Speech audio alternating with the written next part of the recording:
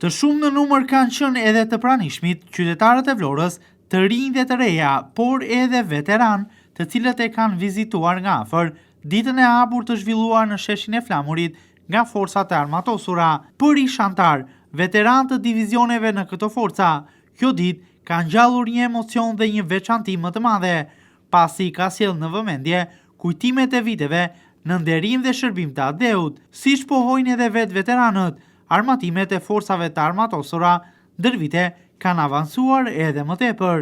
Duke qenë se kam qenë edhe ushtarak dhe kam kaluar jo pak po 36 vite, është një simbol shumë i madh, tregon që kombi është i fortë, kombi do mjetoj edhe do ecë përpara. Prandaj jam shumë i lumtur që shikoj këtë demonstrim, këtë ekspozit të niveleve të ndryshme, të llojeve të ndryshme të shërbimeve të armëve në ushtrinë tonë. Keni qenë më parë pjesë e forcave të armatosura? Po, kam qenë nga viti 62 deri në vitin 92, kur u krye reforma e madhe atëherë, duke filluar nga detyra e komandantit tokës deri me detyrën e komandantit regjimentit me gradin nën kolonel. Sot natyrisht në pikpamjen teknike edhe të modernizimit ka ecë përpara ushtria, edhe të shkollimit.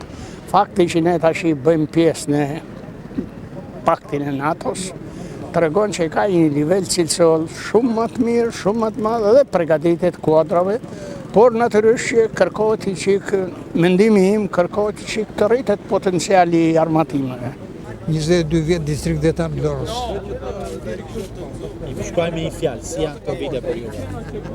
Këto janë vite shumë të avancuara, me teknikë kishim duke parë tani unë shoh që asnjë nga këto aparatura si kemi pasur atëherë. Qoftë në anije, qoftë pikat e bregut. Si do thotë, kanë avancuar?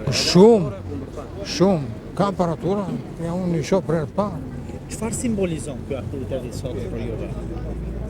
Kjo tregon që shteti ka edhe shumë para duke e përforcuar ushtrinë me logjistik.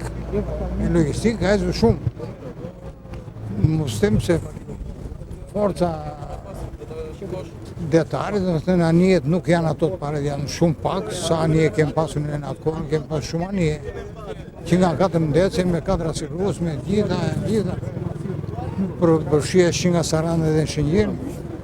Një mesazh që do ma bëja sot për rinin, në drejtim gjithmonë të forcave të armatosura, forcave detare, ajrore, çfarë do? Rini i them që ti përkushtohen teknikës, të përveçojnë gjuhën e huaj veçanërisht anglishten, se kush përveçon anglishten do është shumë shpejt, edhe të gjithë, me sa kam njohur gjithë këto vite, kush ka përveçuar anglishten, ka bërë karrierë. Ajo se çfarë të rej vëmendjen qytetarëve të Vlorës kanë qenë pikërisht armatimet, si dhe veshjet efektive të cilat i përdori në vijën e parë të sulmit. Të emocionuar për aktivitetin, qytetarët e Vlorës kanë dhënë edhe vlerësime, duke thënë se kanë mundur të shohin nga afër diçka ndryshe, të prezantohen me forcat e armatosura. Tani unë jam i moshuar dhe ndjej një satisfaksion shpirtëror, sepse kemi humur shumë gjatë këtyre 30 vjetëve të kohës demokracisë. Pa mbrojtje s'ka paqe. Pa mbrojtje s'ka paqe. S'do ketë liri, as do ketë sa tjetë njeriu. Sa mund të them tjetër, kjo është shumë bukur, këto janë reklamime që ja jemi, ne ekzistokemi, ne prapë ekzistokemi, sado që ai dëshpërimi ynë gjatë asaj periudhe, po prapë ekzistokemi. Kjo frymëzon dhe rinin. Aktiviteti është një përvjetor, 100 vjetor, me fjalë, është një gjë shumë e mirë, është historike për të kujtuar. Është tregon forcën e flotës detare të Shqipërisë së sotme, moderne. Duket pak i emocionuar, duket ke shumë parë pjesë e strukturave të forcave. Jo, kam qenë ekonomist, po jam i emocionuar për atë se i kënaqem. Si çdo shqiptar kënaqet me arritjet që ka bërë Shqipëria gjatë periudhës. Ka një farë kurreshtje ky aktivitet e kjo. Edhe kurreshtje patjetër për arsye të llojit të armatimit që ka Shqipëria sot në. Pe diçka që të ndroshi vëmendje më tepër, që mund të ma specifikosh?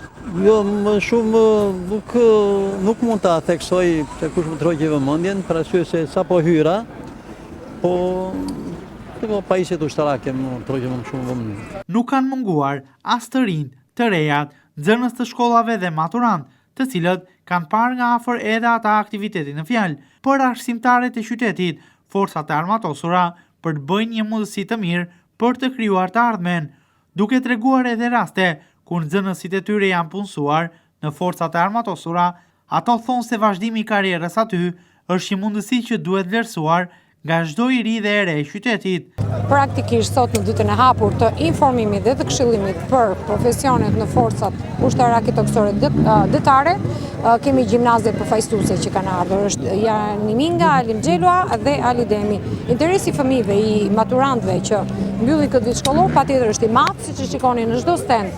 Nxënësi apo studentët kanë informacion, kanë pyetje të ndryshme për të ditur orientimin dhe ku i gjejnë veten ata.